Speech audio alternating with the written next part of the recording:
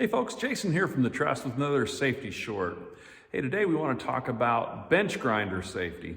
You know, bench grinders are really a part of most every shop, and they're really useful. We use them to keep our tools sharp. We use them to fabricate different parts and pieces, and they're really handy. The problem is if we don't treat them right, they can become a literal hand grenade and blow up and cause shrapnel to fly out. They can literally kill us.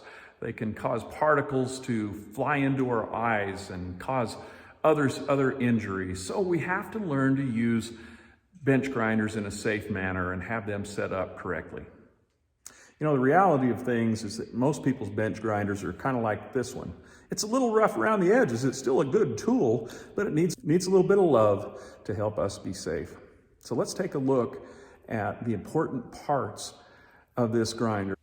Okay, let's start with the basics. Your grinder has an abrasive wheel that spins around at a high rate of speed, and you place your tool or workpiece in contact with the wheel to remove material or sharpen the tool.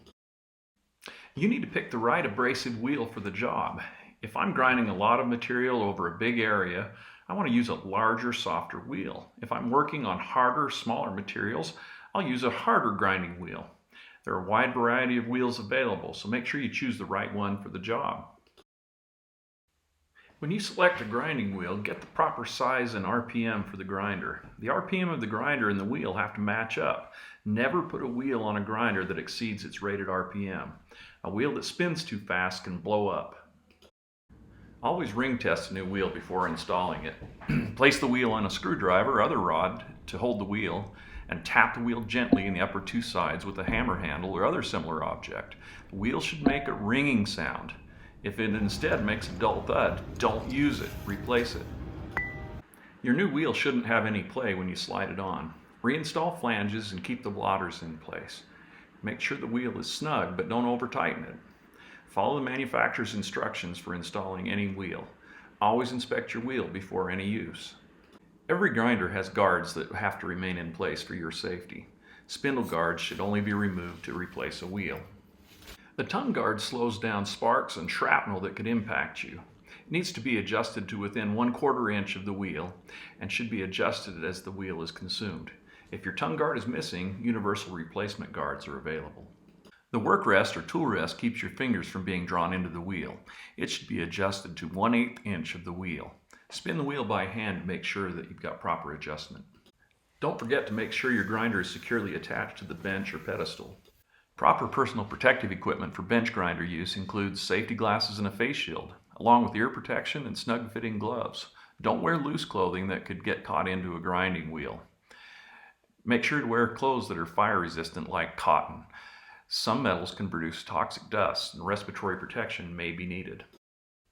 Let's talk about a couple of safe operating techniques for using bench grinders. Check that the switch and cord are in good condition before using a grinder.